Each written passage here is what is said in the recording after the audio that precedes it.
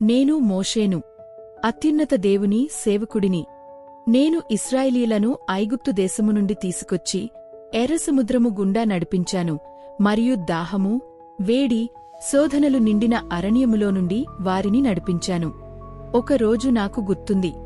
ప్రజలు అలసిపోయారు, కోపంతో ఉన్నారు, దాహంతో బాధపడ్డారు. మన వద్ద త్రాగడానికి ఏమీ లేదు. సూర్యుడు మండిపోతున్నాడు, నేలేమో ఎముకలలాంటి పొడిగా మారిపోయింది. అప్పుడు ప్రభువు నాతో మాట్లాడాడు, ఆ రాయిని కొట్టు అని.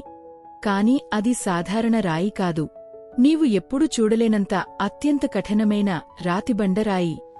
దేవుడు చెప్పినట్టు నేను ఆ రాయిని కొట్టాను. అయితే ఆ రాతిబండ నుండి నిటారుగా నిలిచిన నీరు ఉప్పొంగి పొర్లింది.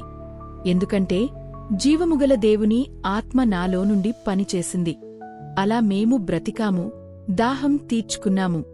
అది నా వలన కాదు, మరణం నుండి జీవాన్ని తీసుకొచ్చిన దేవుని ఆత్మ వలన జరిగింది.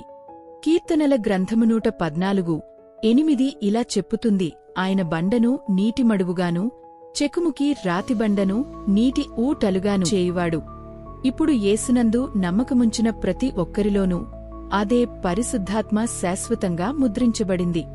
కాబట్టి ఈ దినమున నేను మీమీద పలుకుచున్నాను.